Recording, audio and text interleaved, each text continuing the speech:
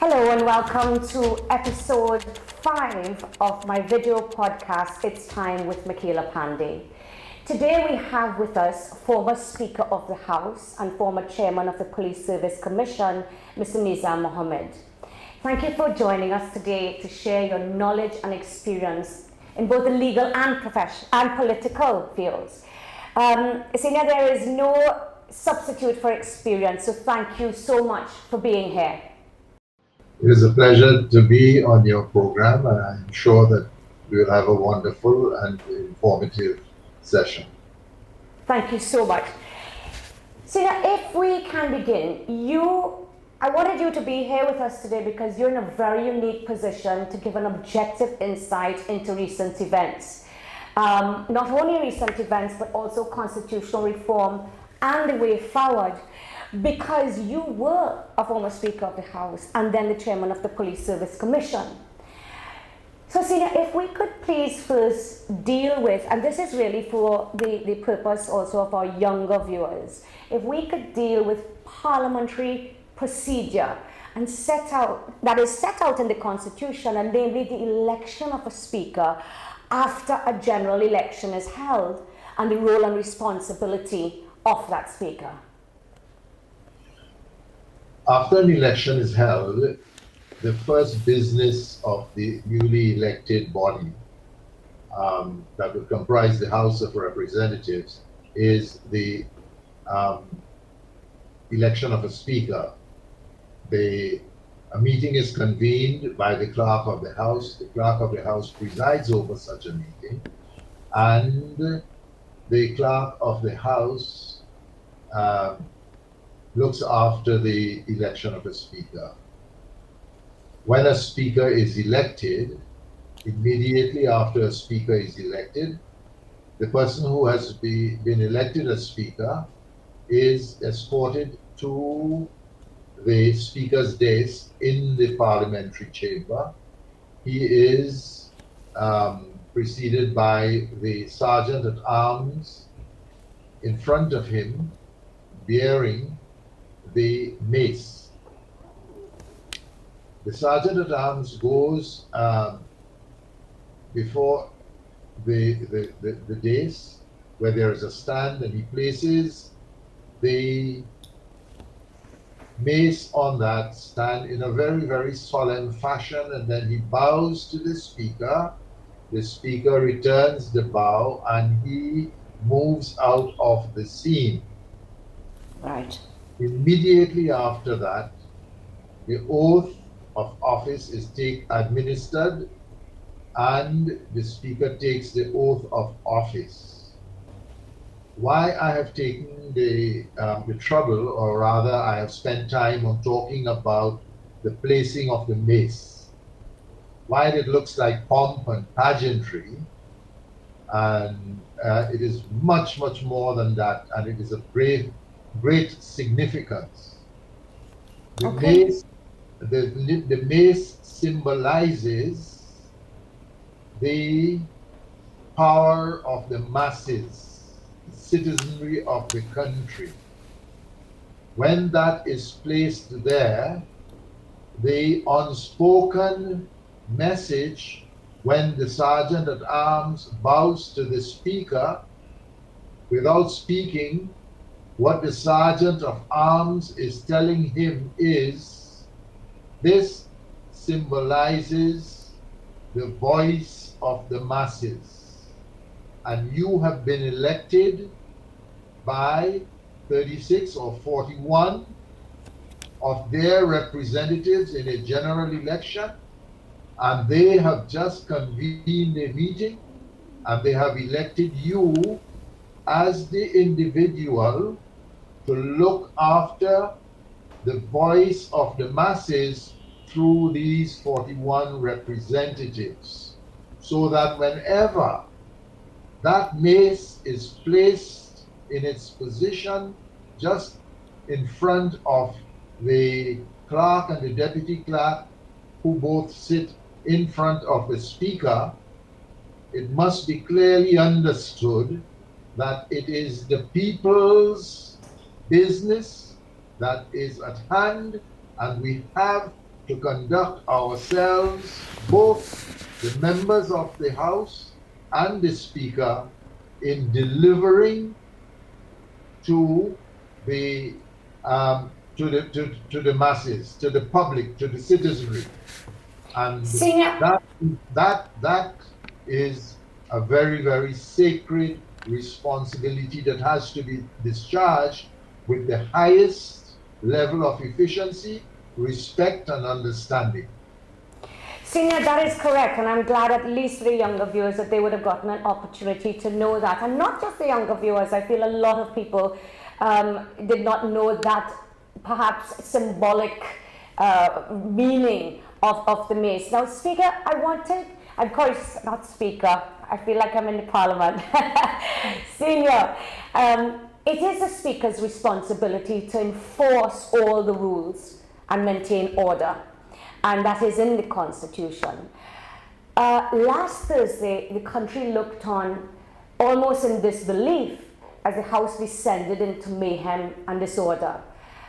Do you think this was allowed to happen because the Speaker chose to relax the rules? And why do you think she did that? Well, what happened last Thursday, and what the country and the world witnessed last Thursday, was very disgraceful, to say the least. I must say that. And I think it is my responsibility to say that. Having said that, what transpired was just pure politics. The rules were put aside. The standing orders that govern the proceedings in the Parliament, they were totally disregarded. Flagrant disregard of the rules, flouting of those rules in a way that seemed to amount to very unseemly behavior, to use perhaps a mild word. But words stronger than that ought to be used to describe what had happened. I know that there are people who really don't care. And you know why they don't care? It is because of the climate that the country is actually living in these days, which is very, very worrisome, very unsettling. We are very frustrated population, and we are a population that is now feeling very, very cheated by the leaders of the country. Sina, did you ever have any experiences like that, when you were there? I had experiences, but not like that, not in the least, because I insisted that all sides will play by the rules. Yes. And in those days, the standing orders was a little blue book, and I would tell them that I am standing by what the little blue book provides. And happily, I got the cooperation across the board, and I didn't have such terrible experiences as Honorable Speaker had on Thursday last. Senior, would you agree that the Speaker has often been perceived as biased in favor of the government because on a vote, the majority, which is normally the government, and a vote of who should be Speaker, if we have, for example, two names that were submitted, obviously the majority in the House, which is the government, will win. So it almost feels as if the government of the day has elected the Speaker, and then that is perhaps the basis of which there is this perception that the Speaker is biased, or can be seen as biased. Do you think this procedure itself should perhaps be reviewed or revised? It should be revisited, because the ideal is to have a Speaker who is not to be seen as favoring one side as opposed to another. In my situation, and I can tell you from my experience, I coined the expression, the government must have its way, but the opposition must also have a say. say. And you have a situation where the government has a mandate to govern the country, and the government goes into office on the basis of a manifesto, on the basis of a program, and they are expected to follow that program. And at times, when they are trying to implement what consists of their program, it will not. What they are doing will not always meet with the satisfaction of the opposition. So it is obvious that the opposition will exercise discharge its responsibility to expose the government, to to examine what they are proposing in great detail, and to show where the flaws are contained. And a responsible government will assess the input of the opposition if there is merit in what the opposition is presenting, and hopefully you come out with something that, or other situations that will be more informed and more beneficial to the country, because that is the objective of the parliament at the end of the day. And Senior, what happens is, I mean, in a perfect world, that would happen, and the government of the day will allow the opposition to speak and air their views and represent their constituents. But it isn't what happens, and therefore we can understand why, for example, that the opposition often feels very frustrated. But I still feel there must be a line of which must be drawn in the way that people behave. I've recently seen the opposition speaking about constitutional reform, and I mean, the country has been for some time. One thing that I don't understand, though, is the People's Partnership was one of 3 governments. I think under Eric Williams, I believe under A.N.R. Robinson, and then under Kamala Persad-Bissessar, that did have the opportunity to address reform the Constitution, because they had a constitutional majority and didn't require the support of the opposition, but nothing was done. And sometimes we feel that the only people that speak about the constitutional reform is the opposition, and when they are in the opposition, because when they're not in opposition and in government, nothing seems to happen. And do you think, after what has happened last week, that they would be willing to work together to address the issues that we face? I don't think that the opposition is interested in working together with the government. The objective of the opposition is to replace the incumbent government, and that is why they are there, and they have to be very astute, very alert, and very aggressive in a respected way in putting forward their own alternative programs and ideas and what have you. Because an opposition is there to replace the government. That is their job. But they have to work within the system. And the system provides for a peaceful and an orderly transition from opposition into government.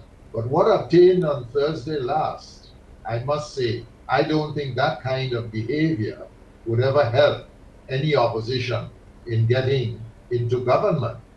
I think it will create the opposite. So that, agreed. But to come back to your point about reform, I believe that reform by itself ought to be publicly debated and discussed. What should be our approach for reform, for constitutional reform?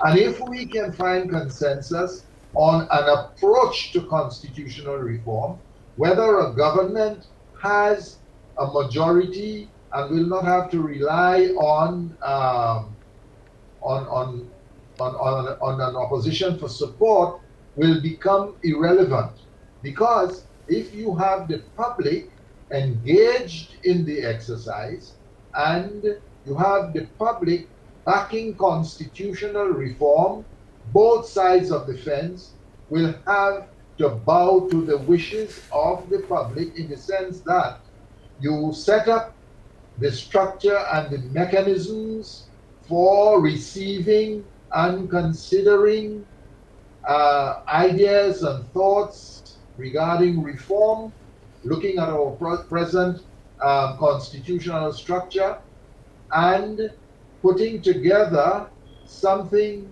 that we believe will be closer to the people and that will create lesser alienation of the masses and bring people closer to central government and closer to decision making, greater participation, greater involvement, and a greater interest in government and the running of our country.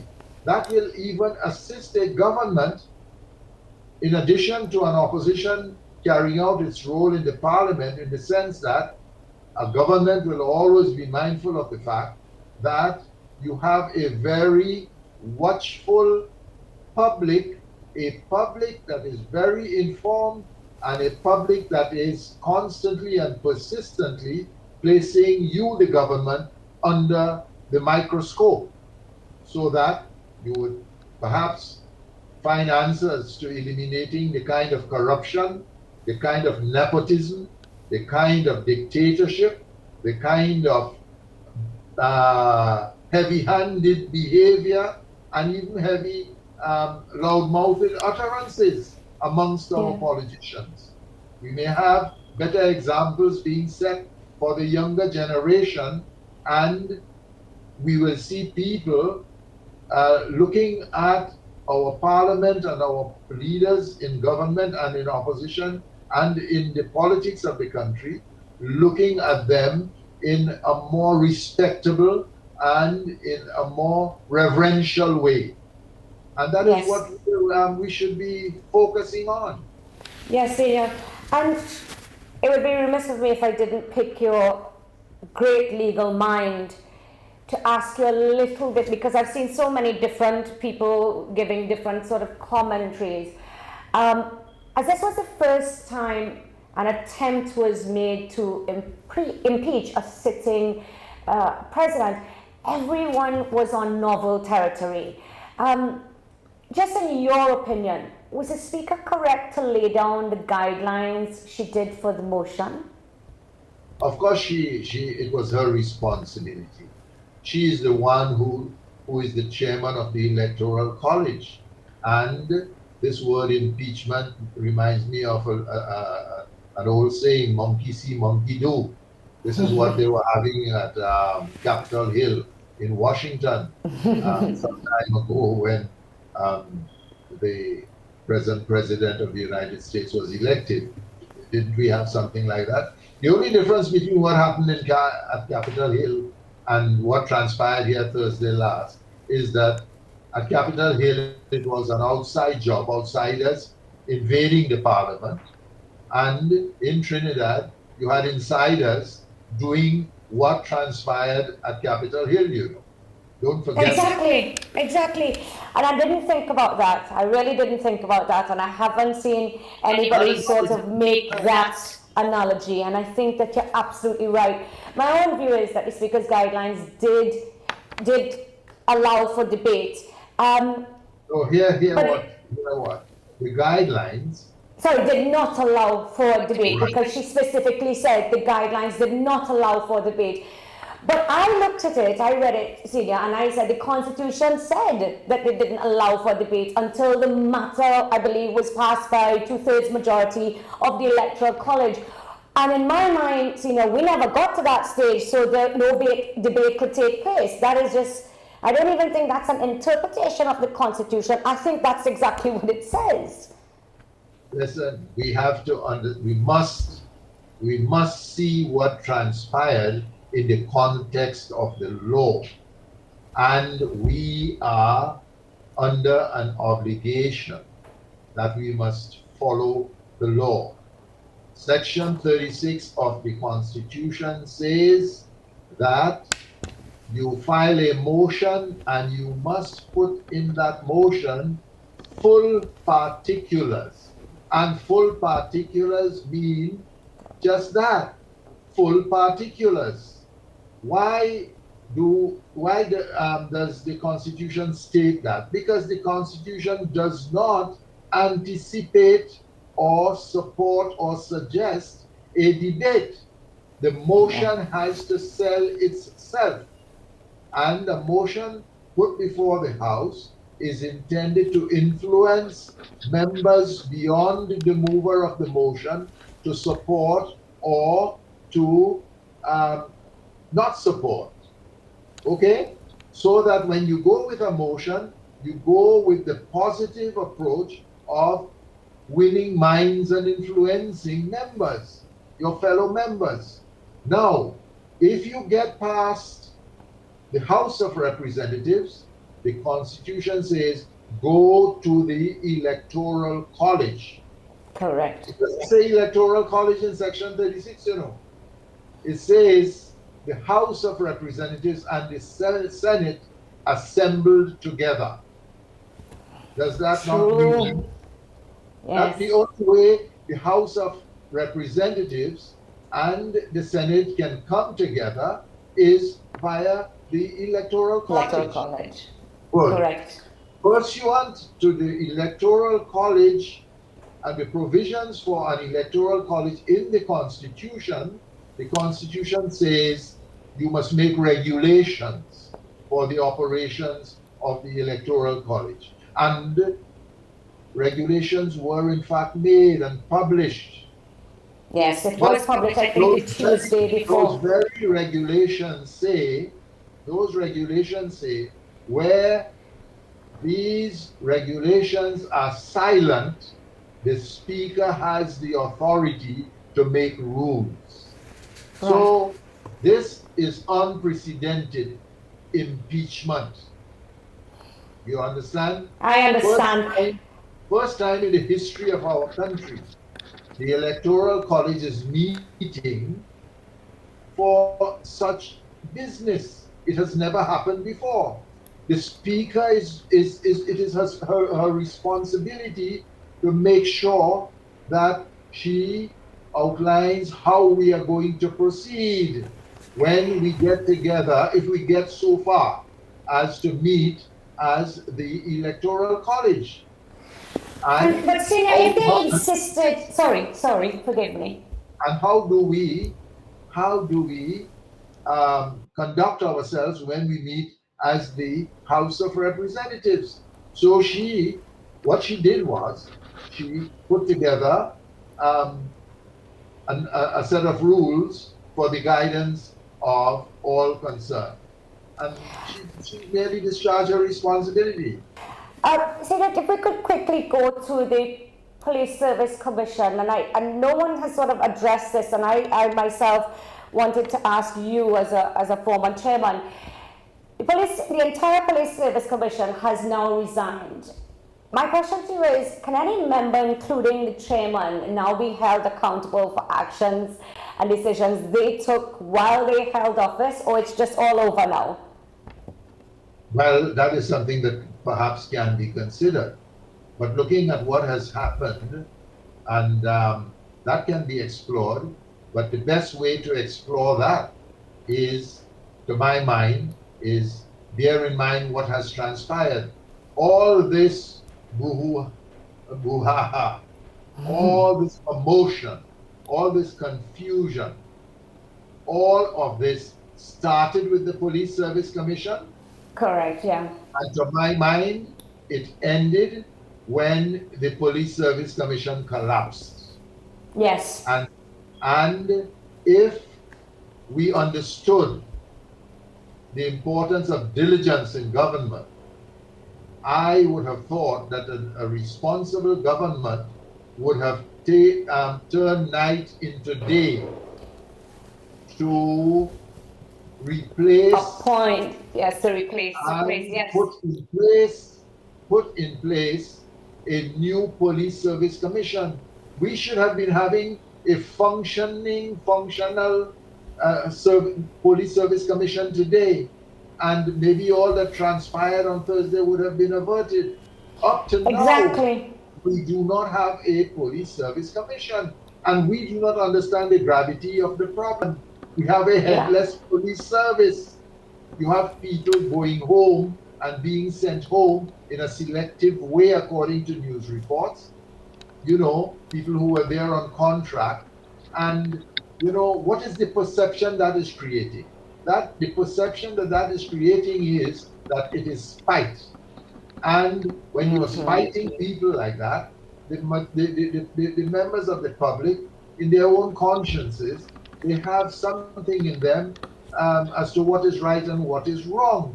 And when Yes. you give that kind of perception to the public, that a kind of witch hunt is taking place, and spite and revenge and what have you, you know what is happening? We are creating more confusion and more dis-ease. And distrust, And uncertainty.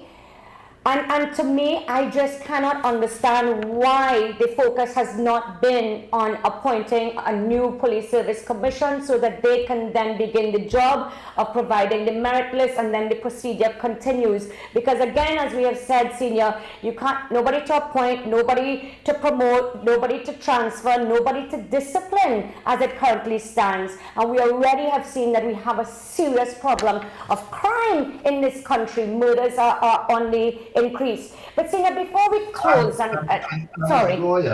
As lawyers, we know how we feel about the state of the police service, and it is no different to the members of the public. Huh? Yeah. Senior, before we close, I wanted to ask you separately. Now we're seeing an attack on independent senators based on the assumption, because they have been promoted by the president, they are singing for their supper, because they're beholden to her for their job. But wouldn't that also apply to the opposition and government senators, who themselves can be removed at the click of a finger, who themselves are not elected? So instead, I don't really want to get into the drama of criticizing any independent senator, but what I would like to ask you is, before we close, the process itself, do you think of how, well, maybe the Senate should be gotten rid of altogether, or maybe the senators need to be elected to get rid of this problem, or this perception that even the independent senators are biased. And I have no statement on that. I don't think so. I think it is a very broad brush to sweep everybody with. But what's your view on the Senate in that way, in the context of constitutional reform, Senior? My view on the Senate is nothing is wrong with the Senate. It is the people who are responsible for working the Senate have made a mess of it. And Right. I want for your viewers to understand what is taking place.